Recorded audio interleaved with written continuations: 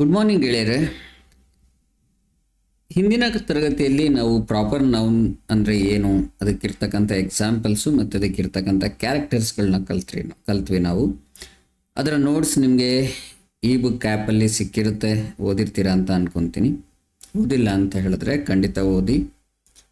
Competitive ಎಕ್ಸಾಮ್ಸಲ್ಲಿ ಈ proper noun ಬಗ್ಗೆ ಇದುವರೆಗೂ ಕೇಳಿರ್ತಕ್ಕಂತಹ ಕೆಲವು ಪ್ರಶ್ನೆಗಳನ್ನು ನಾನಿಲ್ಲಿ ನಿಮಗೆ ಎಕ್ಸಾಂಪಲ್ಸ್ ಆಗಿ ಕೊಡ್ತಾ ಇದ್ದೀನಿ. ಬನ್ನಿ ಅನಾಲಿಸಿಸ್ ಮಾಡೋಣ. ಐಡೆಂಟಿಫಿಕೇಷನ್ ಕ್ವಶನ್ಸ್ ಇದು SSC CGL ಪರೀಕ್ಷೆಯಲ್ಲಿ 2019 ಪ್ರಶ್ನೆ ಪತ್ರಿಕೆಯಲ್ಲಿ ಸಿಕ್ಕಿರ್ತಕ್ಕಂಥ ಕೆಲವು ಪ್ರಶ್ನೆಗಳನ್ನು ನಾನು ನಿಮಗೆ ಇಲ್ಲಿ ಕೊಡ್ತಾ ಇದ್ದೀನಿ. ಸೆಂಟೆನ್ಸ್ ಬೇಸ್ಡ್ ನೌನ್ ಐಡೆಂಟಿಫಿಕೇಷನ್ ಮಾಡುವಂಥದ್ದು. Question: identify the proper noun in this sentence. Proper ನೌನನ್ನು ಈ ಸೆಂಟೆನ್ಸಲ್ಲಿ ಐಡೆಂಟಿಫೈ ಮಾಡಿ ಅಂತಕ್ಕಂಥ ಕ್ವಶನ್. ತುಂಬ ಸಿಂಪಲ್ ಕ್ವಶನು, ತುಂಬ ದೊಡ್ಡ ಪರೀಕ್ಷೆ, ಬಟ್ ನೀವು ತಿಳ್ಕೊಂಡಿರ್ಬೇಕಷ್ಟೆ. The Ganga flows through Varanasi which is located in Uttar Pradesh. ಇಲ್ಲಿ 2 ಅಥವಾ 3 ವರ್ಡ್ಗಳನ್ನ ನೀವು ಕ್ಯಾಪಿಟಲೈಸೇಷನ್ ಮಾಡಿರೋದನ್ನು ನೋಡ್ತೀರಾ. ಗಂಗಾ, ವಾರಣಾಸಿ, ಉತ್ತರ ಪ್ರದೇಶ್. ಹಾಗಾದರೆ ಯಾವುದು ಇಲ್ಲಿ ಪ್ರಾಪರ್ ನೌನ್ ಅನ್ನೋಂಥದ್ದನ್ನು ನೀವು ಕೊಟ್ಟಿರ್ತಕ್ಕಂಥ ಆಯ್ಕೆಗಳ ಮೂಲಕ ಸೆಲೆಕ್ಟ್ ಮಾಡಬೇಕು. A flows, B Varanasi, C Uttar Pradesh ಅಥವಾ Uttar Pradesh, D both B and C. ತುಂಬ ಈಸಿಯಾದಂತಹ ಆಯ್ಕೆಗಳು. ಫ್ಲೋಸ್ ಅನ್ನುವಂಥದ್ದು ಕ್ಯಾಪಿಟಲ್ ಲೆಟರಿಂದ ಶುರುವಾಗಿಲ್ಲ, ಸೊ ದಟ್ ನಿಮ್ಗೆ ಗೊತ್ತಿಲ್ಲ. ವಾರಣಾಸಿ ಅನ್ನೋ ಸ್ಥಳದ ಹೆಸರು ಗೊತ್ತಿಲ್ಲ, ಉತ್ತರ ಪ್ರದೇಶದ ರಾಜ್ಯದ ಹೆಸರು ಗೊತ್ತಿಲ್ಲ ನಿಮಗೆ ಅನ್ನೋದಾದರೂ ಕೂಡ ಇಲ್ಲಿ ಒಂದೇ ಸರಿಗೆ ನೀವು ತೆಗೆದುಬಿಡ್ಬೋದು ಫ್ಲೋಸ್ನ ತೆಗೆದ್ರೆ. ಇನ್ನು ಉಳ್ಕೊಂಡಿರುವಂಥದ್ದು ಬಿ ಮತ್ತು ಸಿ, ಎರಡರಲ್ಲೂ ಕೂಡ ಕ್ಯಾಪಿಟಲ್ ಲೆಟರ್ ಇದೆ. ಎರಡೂ ಕೂಡ ಒಂದು ಸ್ಥಳದ ಮತ್ತೊಂದು ರಾಜ್ಯದ ಒಂದು ನಿರ್ದಿಷ್ಟ ನಾಮ ಆಗಿರೋದ್ರಿಂದ, ನಿರ್ದಿಷ್ಟ ನೇಮ್ ಆಗಿರೋದ್ರಿಂದ ಇದನ್ನು ನಾವು ಪ್ರಾಪರ್ ನೌನ್ ಅಂತ ಖಂಡಿತವಾಗಿ ಕನ್ಸಿಡರ್ ಮಾಡ್ಬೋದು. ಆ ಕಾರಣಕ್ಕೋಸ್ಕರ ಕೊಟ್ಟಿರ್ತಕ್ಕಂಥ ಆಯ್ಕೆಗಳಲ್ಲಿ ಆಯ್ಕೆ D both B and C are correct ಅನ್ನೋದನ್ನು ಸೆಲೆಕ್ಟ್ ಮಾಡಲಾಗುತ್ತೆ. ನೆಕ್ಸ್ಟು 2021 UPSC CSE ಪರೀಕ್ಷೆಯಲ್ಲಿ ನೌನ್ ಕ್ಲಾಸಿಫಿಕೇಷನ್ ಬಗ್ಗೆ ಕೇಳಿರ್ತಕ್ಕಂಥ ಪ್ರಶ್ನೆಯನ್ನು ನಾನಿಲ್ಲಿ ಕ್ಯಾರಿ ಮಾಡ್ತಾ ಇದ್ದೀನಿ. ಪ್ರಶ್ನೆ ಏನಿತ್ತು ಅಂತ ಹೇಳಿದ್ರೆ, which of the following is a proper noun? River, democracy, Himalayas, animal. ಇಲ್ಲಿ ನೋಡಿ, ನಿಮ್ಗೆ ಅನ್ನಿಸ್ಬೋದು ಯಾವುದು ಪ್ರಾಪರ್ ನೌನ್ ಆಗುತ್ತೆ. ಇಲ್ಲಿ ಒಂದೇ ಒಂದು ಕ್ಯಾಪಿಟಲ್ ಲೆಟ್ರಲ್ಲಿರ್ತಕ್ಕಂಥ ಆಪ್ಷನ್ ಇದೆ, ಸೊ ಆರಾಮಾಗಿ ನೀವು ಸೆಲೆಕ್ಟ್ ಮಾಡ್ಬೋದು, ಕನ್ಫ್ಯೂಷನ್ನೇ ಇಲ್ಲ. ರಿವರ್ ಅನ್ನೋವಂಥದ್ದು ಒಂದು ಕಾಮನ್ ನೌನ್ ಆಗುತ್ತೆ. ಡೆಮಾಕ್ರಸಿ ಒಂದು ಕಾನ್ಸೆಪ್ಟ್ ಆಗಿರುತ್ತೆ, ಆದರೆ ಅದು ಸಿಂಗಲ್ ಆಗಿ ಒಂದೇ ಒಂದು ಇರಲ್ಲ. ಬಟ್ ನಾನು ನಿಮ್ಗೆ ಎಕ್ಸ್ಪ್ಲೈನ್ ಮಾಡಿರೋವಂಥದ್ರಲ್ಲಿ ಐಡಿಯಾ ಅನ್ನೋ ಒಂದು ಐಡಿಯಾಗಳನ್ನು ಕೂಡ ಪ್ರಾಪರ್ ನೌನ್ ಆಗಿ ಪರ್ಟಿಕ್ಯುಲರ್ ಐಡಿಯಾನ ನಾನು ಹೇಳ್ಬೋದು ಅನ್ನೋದನ್ನು ಎಕ್ಸ್ಪ್ಲೈನ್ ಮಾಡಿದೆ. ಆ ಕನ್ಫ್ಯೂಷನ್ ಇಲ್ಲಿ ಬರ್ಬೋದು ನಿಮಗೆ. ಬಟ್ ಆ ಕನ್ಫ್ಯೂಷನ್ನೇ ಬರದೇ ಇರೋ ರೀತಿಯಲ್ಲಿ ಸ್ಮಾಲ್ ಲೆಟರಿಂದ ಶುರುವಾಗಿರೋದ್ರಿಂದ we can left that option. ನಾವು ಚೂಸ್ ಮಾಡ್ಬೋದು ಹಿಮಾಲಯಾಸ್ ಅಂತಕ್ಕಂಥದ್ದನ್ನು. ಮುಂದಿನ ಪ್ರಶ್ನೆಗೆ ಹೋಗೋಣ. 2018 IBPS PO ಪ್ರೊಫೆಷನರಿ ಆಫೀಸರ್ಸ್ ಬ್ಯಾಂಕಿಗೆ ತಗೊತಾರಲ್ಲ, ಆ ಪರೀಕ್ಷೆಯಲ್ಲಿ ಕೇಳಲಾದಂತಹ ಒಂದು ಪ್ರಶ್ನೆಯನ್ನು ನಾನು ನಿಮಗೆ ಇಲ್ಲಿ ಎಕ್ಸ್ಪ್ಲೈನ್ ಮಾಡ್ತಿದ್ದೀನಿ. Which of the following words is a proper noun? ಇದರಲ್ಲಿ ಯಾವ ಪದ ಅಥವಾ ಪದಗಳು ಪ್ರಾಪರ್ ನೌನ್ ಆಗಿವೆ ಅನ್ನುವಂಥದ್ದನ್ನು ಎಗೈನ್ ಇಲ್ಲೂ ಕೂಡ ಡೆಡ್ ಈಸಿ. ಯಾವುದರಲ್ಲಿ ಕ್ಯಾಪಿಟಲ್ ಲೆಟರ್ ಇದೆ ನೋಡ್ಬಿಡ್ಬೋದು ನೀವು. ಕಂಟ್ರಿ ಕಾಮನ್ ನೌನ್ ಆಗಿಬಿಡುತ್ತೆ. ಟೀಚರ್ ಯಾವುದೋ ಒಬ್ಬ ವ್ಯಕ್ತಿಗೆ ಹೇಳೋವಂಥದ್ದಲ್ಲ, ಒಂದು ವೃತ್ತಿಗೆ ಹೇಳೋವಂಥದ್ದು, ಸೊ ಇದು ಕಾಮನ್ ನೌನ್ ಆಗಿಬಿಡುತ್ತೆ. ಮಾರ್ಸ್ ಅಂತಕ್ಕಂಥದ್ದು ಒಂದು ಪ್ಲ್ಯಾನೆಟ್ನ, ಸ್ಪೆಸಿಫಿಕ್ ಪ್ಲ್ಯಾನೆಟ್ನ ಒಂದು ನಿರ್ದಿಷ್ಟವಾದ ಗ್ರಹದ ಹೆಸರಾಗಿರೋದ್ರಿಂದ we can consider it as a proper noun. Next 2020 SSC CHSL ಪರೀಕ್ಷೆಯಲ್ಲಿ ಕೇಳಲಾದಂತಹ ಪ್ರಶ್ನೆ. ಎರರನ್ನು ಸ್ಪಾಟಿಂಗ್ ಮಾಡಿ ಅಂತ ಕೇಳ್ತಾ ಇದ್ದಾರೆ ಅವರು.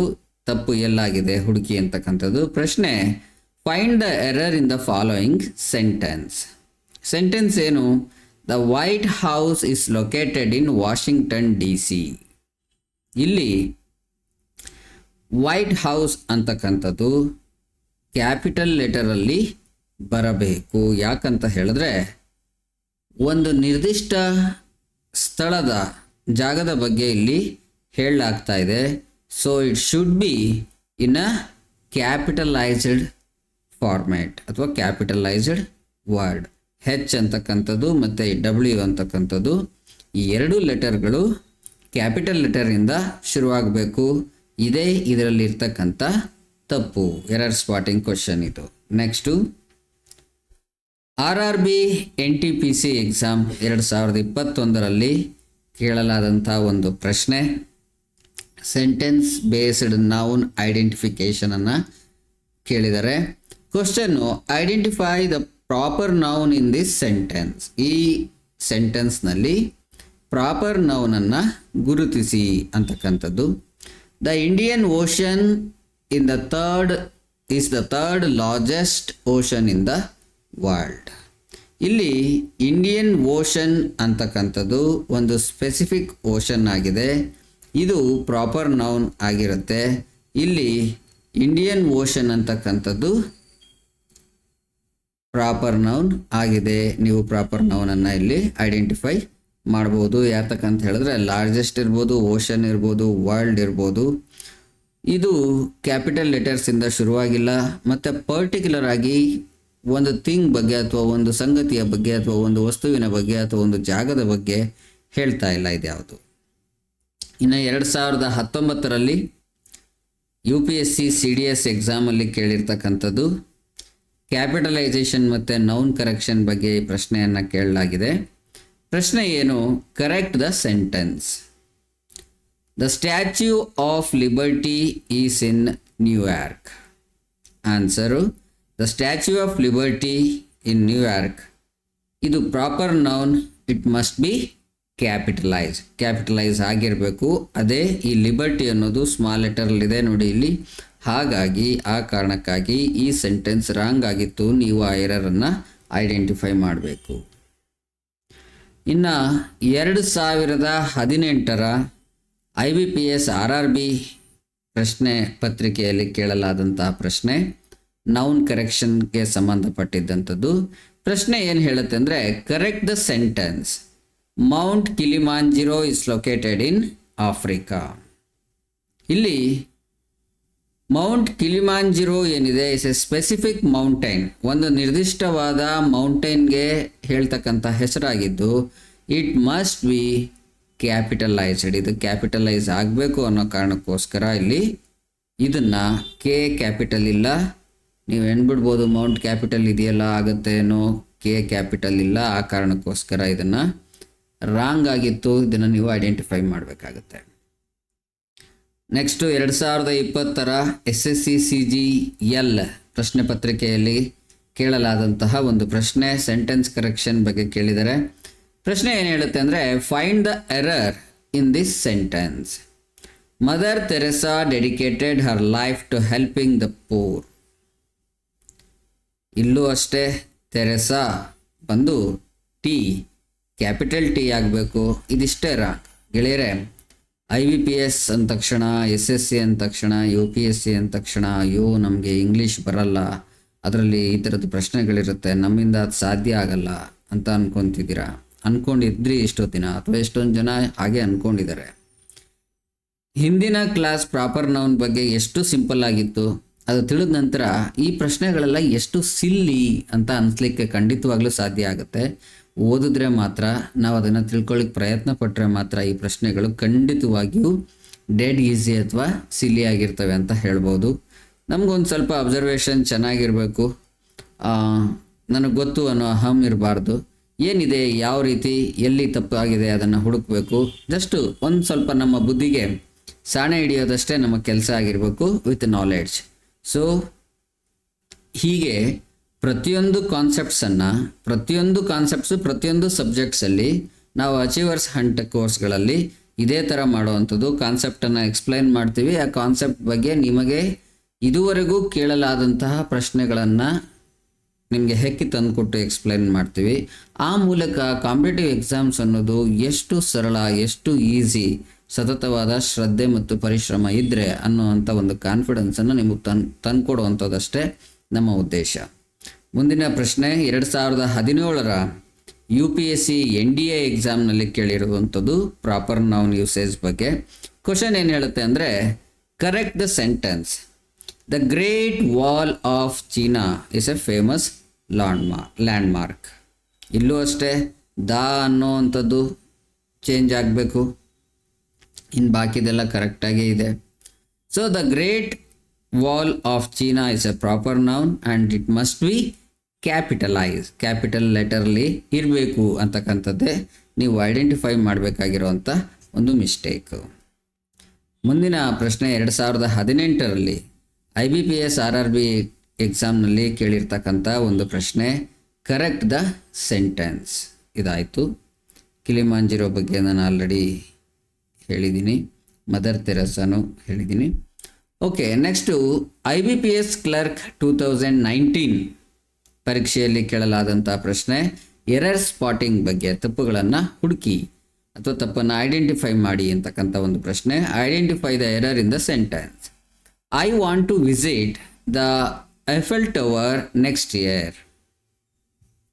ಐಫೆಲ್ ಟವರ್ ಅಥವಾ ಎಫೆಲ್ ಟವರ್ ನಾವೇನು ಹೇಳ್ತೀವಿ, ಅದು ಒಂದು ನಿರ್ದಿಷ್ಟ ಸ್ಥಳದ ಬಗ್ಗೆ, ಒಂದು ಟವರ್ ಬಗ್ಗೆ, ಒಂದು ಸಂಗತಿಯ ಬಗ್ಗೆ ಹೇಳ್ತಿರೋದ್ರಿಂದ ಈ ಬಂದು ಇಲ್ಲಿ ಕ್ಯಾಪಿಟಲ್ ಆಗಬೇಕು. ಅದೇ ಇದರಲ್ಲಿರ್ತಕ್ಕಂಥ ಮಿಸ್ಟೇಕ್. ಇದನ್ನು ಐಡೆಂಟಿಫೈ ಮಾಡಲಿಕ್ಕೆ ನಿಮಗೆ ಸುಲಭವಾಗೋದು ಯಾವಾಗ ಅಂತ ಹೇಳಿದ್ರೆ, ಈ ಐಫೆಲ್ ಟವರ್ ಬಗ್ಗೆ ಗೊತ್ತಿದ್ದಾಗ, ಅದೇನು ಅಂತ ಗೊತ್ತಿದ್ದಾಗ. ಸೊ ಹಾಗಾಗಿ ಹೆಚ್ಚು ಪ್ರಶ್ನೆಗಳನ್ನು, ಹೆಚ್ಚು ವೊಕ್ಯಾಬ್ಯುಲರಿಯನ್ನು, ಹೆಚ್ಚು ಪದ ಸಂಪತ್ತನ್ನು, ಹೆಚ್ಚು ಸಂಗತಿಗಳನ್ನು ನೀವು ತಿಳ್ಕೊಂಡಾಗ ಇದು ಖಂಡಿತವಾಗ್ಲೂ ಸಾಧ್ಯ ಆಗುತ್ತೆ. ಹೇಗೆ ತಿಳ್ಕೊಳ್ಳೋದು ಹೆಚ್ಚು ಸಂಗತಿಗಳನ್ನು? ಒಂದಷ್ಟು ಪುಸ್ತಕಗಳನ್ನು ಗುಡ್ಡೆ ಹಾಕ್ಕೊಂಡು ಓದುವಂಥದ್ದ? ಖಂಡಿತ ಇಲ್ಲ. ಅದು ಸ್ಮಾರ್ಟ್ ವೇ ಏನು ಅಂತ ಹೇಳಿದ್ರೆ, ಹೆಚ್ಚು ಹೆಚ್ಚು ಕರೆಂಟ್ ಅಫೇರ್ಸ್, ಹೆಚ್ಚು ಹೆಚ್ಚು ಕ್ವಶನ್ ಪೇಪರ್ಸ್ ನಾವು ಸಾಲ್ವ್ ಮಾಡ್ತಾ ಹೋದಷ್ಟು ನಿಮಗೆ ಕೇಳಬಹುದಾದಂತಹ ಸಂಗತಿಗಳು, ಯಾವ ವಿಷಯಗಳ ಮೇಲೆ ಪ್ರಶ್ನೆಗಳನ್ನು ಕೇಂದ್ರೀಕರಿಸಲಾಗುತ್ತೆ ಅಂತ ಗೊತ್ತಾಗುತ್ತೆ. ಅದಕ್ಕೆ ರಿಲೇಟೆಡ್ ಆಗಿರುವಂಥ ವಿಷಯಗಳನ್ನು ಎಕ್ಸ್ಟ್ರಾ ಓದ್ತಾ ಹೋದರೆ ಅದು ಸಫಿಷಿಯೆಂಟ್ ಅಂತ ಅನಿಸುತ್ತೆ. ಏನಕ್ಕಂತ ಹೇಳಿದ್ರೆ, ಜಗತ್ತಿನ ಜ್ಞಾನ ಅಂತಕ್ಕಂಥದ್ದು ಜಗತ್ತಿಗೂ ಮೀರಿದಂಥದ್ದು. ಅಷ್ಟನ್ನು ಕಲಿತು ನಾವು ಎಕ್ಸಾಮ್ಸನ್ನು ಬರೀತೀವಿ ಅನ್ನೋದು ಹುಂಬತನ ಆ್ಯಕ್ಚುಲಿ. ಸೊ ಒಂದು ಸ್ಮಾರ್ಟ್ ವೇನಲ್ಲಿ ಐಡೆಂಟಿಫೈ ಮಾಡ್ಕೋಬೇಕಂತ ಹೇಳಿದ್ರೆ, ಏನನ್ನು ಕೇಳಿದರೆ, ಯಾವ ವಿಷಯಗಳನ್ನು ಕೇಳಿದರೆ ಅಂಥದೇ ವಿಷಯಗಳನ್ನು ಅಲ್ಲಿ ನಮ್ಮ ಜ್ಞಾನವನ್ನು ಒಂದಷ್ಟು ವಿಸ್ತಾರಗೊಳಿಸ್ಕೊಳ್ಳುವಂಥದ್ದು. ಮತ್ತು ಇನ್ನು ಮತ್ತೊಂದಷ್ಟು ಯಾವ ವಿಷಯಗಳನ್ನೇ ಕೇಳಿಲ್ಲ ಆ ವಿಷಯಗಳನ್ನು ಕೂಡ ನಾವು ಸ್ವಲ್ಪ ಕಣ್ಣಾಡಿಸುವಂಥದ್ದು. ಇದನ್ನು ಮಾಡಿದ್ರೆ ಸ್ಮಾರ್ಟ್ ವೇನಲ್ಲಿ ನಾವು ಎಕ್ಸಾಮ್ಸನ್ನು ಕ್ಲಿಯರ್ ಮಾಡ್ಕೊಳ್ಳಿಕ್ಕೆ ಸಾಧ್ಯ ಆಗುತ್ತೆ. ಇನ್ನು 2018ರಲ್ಲಿ SSC ಸ್ಟೆನೋಗ್ರಾಫರ್ ಪರೀಕ್ಷೆಯಲ್ಲಿ ಕೇಳಲಾದಂತಹ ಒಂದು ಪ್ರಶ್ನೆ, ನೌನ್ ಐಡೆಂಟಿಫಿಕೇಶನ್ ಮಾಡಬೇಕಿದ್ರಲ್ಲಿ identify the proper noun in this sentence. Mahatma Gandhi led the Salt March in 1930. ಇಲ್ಲಿ ಯಾವುದು ನೌನ್ ಅಂತ ಹೇಳೋದಾದರೆ ನೀವು ಮಹಾತ್ಮ ಗಾಂಧಿ ಪಕ್ಕಂತ ಹೇಳ್ಬಿಡ್ತೀರಾ. ಇವನ್ ಸಾಲ್ಟ್ ಮಾರ್ಚ್ ಕೂಡ ಒಂದು ನೌನ್ ಆಗುತ್ತೆ, ಪ್ರಾಪರ್ ನೌನ್ ಆಗುತ್ತೆ. ಏನಕ್ಕಂತ ಹೇಳಿದ್ರೆ, ಸಾಲ್ಟ್ ಮಾರ್ಚ್ ಅಂತಕ್ಕಂಥದ್ದು ಒಂದು ಇವೆಂಟ್. ನಾನು ಹಿಂದಿನ ಕ್ಲಾಸ್ನಲ್ಲಿ ಪ್ರಾಪರ್ ನೌನ್ ಬಗ್ಗೆ ಎಕ್ಸ್ಪ್ಲೈನ್ ಮಾಡಬೇಕಾದ್ರೆ ಇವೆಂಟ್ಗಳನ್ನ ಎಕ್ಸಾಂಪಲ್ ಕೊಡುವಾಗ ಕೂಡ ಕೊಟ್ಟಿದ್ದೀನಿ ನಾನು. ಸೊ ಇಲ್ಲಿ ಆನ್ಸರ್ ಏನಾಗುತ್ತೆ, A Mahatma Gandhi and C salt March. ಇದಿಲ್ಲ, ನಿಮಗೆ ಗೊತ್ತಿಲ್ಲ ಅಂತ ಹೇಳಿದ್ರು ಇಲ್ಲಿ ಆರಾಮಾಗಿ ಫೈಂಡ್ ಔಟ್ ಮಾಡ್ಬೋದು. ಕ್ಯಾಪಿಟಲೈಸ್ ಆಗಿರುವಂಥ ನಿಮಗೆ ಪ್ರಾಪರ್ ನೌನ್ನ ಕ್ಯಾರೆಕ್ಟರಿಸ್ಟಿಕ್ಸ್ ರೂಲ್ಸ್ ಗೊತ್ತಿದ್ರೆ ನಿಮ್ಗೆ ಈಸಿಯಾಗಿ ಮಾಡಿಬಿಡ್ಬೋದು ನೀವು ಇದನ್ನು. ಮುಂದಿನ ಪ್ರಶ್ನೆ 2021ರ UPSC CSE ಪರೀಕ್ಷೆಯಲ್ಲಿ ಕೇಳಲಾದಂಥದ್ದು, identify the proper noun or nouns in the following sentence. Sentence ಏನು? Mount Vesuvius erupted near Naples, Italy. ಯಾವುದು? Mount Vesuvius. ಇದು ಕ್ಯಾಪಿಟಲ್ ಲೆಟರಲ್ಲಿದೆ. ನಿಮಗೆ ಈ ಹೆಸರು ವೆಸುವಿಯಸ್ ಗೊತ್ತಿಲ್ಲ ಅಂತ ಹೇಳಿದ್ರು ಮೌಂಟ್ ಅನ್ನೋದ್ರ ಮುಂದೆ ಅದು ಬಂದಿದೆ, ನೀವು ಅದನ್ನು ಗೆಸ್ ಮಾಡ್ಬೋದು. ನ್ಯಾಪಲ್ಸ್ ಅದು ಗೊತ್ತಿಲ್ಲ ಅಂತ ಹೇಳಿದ್ರು, ಯಾಕೆ ಅಂದರೆ ಎಲ್ಲ ದೇಶದ ಸ್ಥಳಗಳನ್ನು ಎಲ್ಲರೂ ತಿಳ್ಕೊಂಡಿರ್ಲಿಕ್ಕೆ ಸಾಧ್ಯ ಇಲ್ಲ. ಬಟ್ ನೀವು ಗೆಸ್ ಮಾಡಲಿಕ್ಕೂ ಈ ಇದ್ರಲ್ಲಿ ಕೊಟ್ಟಿರ್ತಕ್ಕಂಥ ಆಪ್ಷನ್ಗಳಲ್ಲಿ ತುಂಬ ಈಸಿಯಾಗಿದೆ. 2018 UPSC CSE ಪರೀಕ್ಷೆಯಲ್ಲಿ ಅಡ್ವಾನ್ಸ್ಡ್ ಪ್ರಾಪರ್ ನೌನ್ ಐಡೆಂಟಿಫಿಕೇಷನ್ ಬಗ್ಗೆ ಪ್ರಶ್ನೆ ಕೇಳಿದ್ದಾರೆ. ಈಸಿ ಇದೆ. Mount dash is the highest peak in Africa.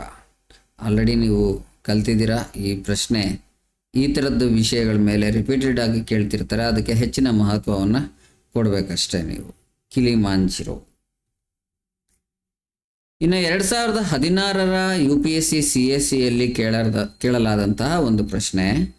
ಈ ಪ್ರಶ್ನೆ ಯಾವ ಒಂದು ಕಾನ್ಸೆಪ್ಟಲ್ಲಿ ಕೇಳಿದ್ದಾರೆ ಅಂತ ಹೇಳಿದ್ರೆ proper noun versus common noun ರೆಫರೆನ್ಸಲ್ಲಿ ಕೇಳಿದ್ದಾರೆ. Which word is a proper noun ಅಂತಕ್ಕಂಥದ್ದು question. The Ganga is a holy river in India. Sorry, Ganga ಇಲ್ಲ, Ganges. The Ganges is a holy river in India. ಇಲ್ಲಿ ಅವರು ಕೇಳಿರುವಂಥದ್ದು ಪ್ರಾಪರ್ ನೌನ್. ಗಂಗೇಸ್ ಅಂತಕ್ಕಂಥದ್ದು ಗಂಗಾ ನದಿಯ ಬಗೆಗೆ ಇರ್ತಕ್ಕಂಥ ಒಂದು ನಿರ್ದಿಷ್ಟವಾದ ನಾಮ ಅಥವಾ ಪ್ರಾಪರ್ ನೌನ್ ಆಗಿರೋದ್ರಿಂದ ನಾವಿಲ್ಲಿ ಗಂಗೇಸನ್ನು ಸೆಲೆಕ್ಟ್ ಮಾಡಬಹುದು.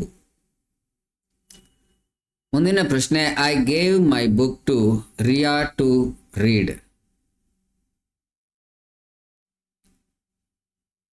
ಸೊ ಇಲ್ಲಿ ರಿಯಾ ಅನ್ನೋ ಹೆಸರು specific name of a person ಆಗಿರೋದ್ರಿಂದ ನೀವು ಇದನ್ನು ರಿಯಾ ಅನ್ನುವಂಥದ್ದನ್ನು ಪ್ರಾಪರ್ ನೌನ್ ಆಗಿ ಸೆಲೆಕ್ಟ್ ಮಾಡ್ಬೋದು. ಏನಕ್ಕಂತ ಹೇಳಿದ್ರೆ ಬುಕ್ ಅಂತಕ್ಕಂಥದ್ದು ಕಾಮನ್ ನೌನ್, ಅದು ನಿಮಗೆ ಚೆನ್ನಾಗಿ ಗೊತ್ತಿರುತ್ತೆ. ಮುಂದಿನ ಪ್ರಶ್ನೆ. Red riding hood met the box in the forest. ಇದು ಯಾವ ಪ್ರಶ್ನೆ ಪತ್ರಿಕೆಗಳು ಕೇಳಿರೋವಂಥದ್ದಲ್ಲ, ನಾನು ನಿಮ್ಗೆ ಅಡಿಷನಲ್ ಆಗಿ ಕೊಡ್ತಾ ಇರ್ತಕ್ಕಂಥದ್ದು. Proper noun red riding hood. ಇದು ಒಂದು ಸ್ಪೆಸಿಫಿಕ್ ಕ್ಯಾರೆಕ್ಟರ್, ಒಂದು ಜಾನಪದ ಕಥೆಯಲ್ಲಿ ಬರ್ತಕ್ಕಂಥ ಒಂದು ಸ್ಪೆಸಿಫಿಕ್ ಕ್ಯಾರೆಕ್ಟರ್ ಆಗಿರೋದ್ರಿಂದ ಇದನ್ನು ಪ್ರಾಪರ್ ನೌನ್ ಆಗಿ ಕನ್ಸಿಡರ್ ಮಾಡಲಾಗುತ್ತೆ. ನಿಮಗೆ ಗೊತ್ತಿರಲೇಬೇಕು ಅಂತ ಏನಿಲ್ಲ. ಫಾಕ್ಸ್ ಮತ್ತು ಫಾರೆಸ್ಟ್ ಅನ್ನೋವಂತಕ್ಕಂಥದ್ದು ಕಾಮನ್ ನೌನ್ ಅಂತ ಕನ್ಸಿಡರ್ ಮಾಡುವಾಗ ನೀವು ರೆಡ್ ರೈಡಿಂಗ್ ಹುಡ್ಡನ್ನು ಆರಾಮ್ಸೆ ಐಡೆಂಟಿಫೈ ಮಾಡ್ಬೋದು. Next mister Tony Starc walks in his dog every day. ಇಲ್ಲಿ ಮಿಸ್ಟರ್ ಟೋನಿ ಸ್ಟಾರ್ಕ್ ಅಂತಕ್ಕಂಥದ್ದು ಪ್ರಾಪರ್ ನೌನ್ ಆಗುತ್ತೆ. ಏನಕ್ಕಂತ ಹೇಳಿದ್ರೆ ಡಾಗ್ ಅನ್ನೋದು ಕಾಮನ್ ನೌನ್ ಆಗಿರುತ್ತೆ. The flat was in the middle of the Lenin street. Lenin street ಅಂತಕ್ಕಂಥದ್ದು ಒಂದು ಸ್ಟ್ರೀಟ್ನ specific name ಆಗಿರುತ್ತೆ, ಹಾಗಾಗಿ ಇದು ಪ್ರಾಪರ್ ನೌನ್ ಆಗಿರುತ್ತೆ. ಇನ್ನು ದ ಫ್ಲ್ಯಾಟ್ ಅಂತಕ್ಕಂಥದ್ದು ಫ್ಲ್ಯಾಟ್ಸ್ ಅನ್ನೋದು ಕಾಮನ್ ನೌನ್ ಆಗುತ್ತೆ. ಹಾಗಾಗಿ ಇಲ್ಲಿ ನೀವು ಪ್ರಾಪರ್ ನೌನ್ ಮತ್ತು ಕಾಮನ್ ನೌನ್ ನಡುವೆ ಇರ್ತಕ್ಕಂಥ ಡಿಫ್ರೆನ್ಸನ್ನು, ನಿಮಗೆ ಕನ್ಫ್ಯೂಸ್ ಆಗುವಂಥ ಡಿಫ್ರೆನ್ಸನ್ನು ಪ್ರಶ್ನೆಗಳ ಮೂಲಕ, ನಾನು ಎಕ್ಸಾಂಪಲ್ಸ್ಗಳ ಮೂಲಕ ಕ್ಲಾರಿಫೈ ಮಾಡ್ತಾ ಇದ್ದೀನಿ. Next the reporter went to Noida to collect news. News ಅಂತಕ್ಕಂಥದ್ದು ಕಾಮನ್ ನೌನ್, ರಿಪೋರ್ಟರ್ ಅಂತಕ್ಕಂಥದ್ದು ಕೂಡ ಕಾಮನ್ ನೌನ್. ಸ್ಪೆಸಿಫಿಕ್ ಆಗಿರುವಂಥದ್ದು ಏನಿಲ್ಲಿ ಅಂತ ಹೇಳಿದ್ರೆ ನೋಯ್ಡಾ ಪ್ಲೇಸ್ ಹೆಸರು. Next Rose is a beautiful girl.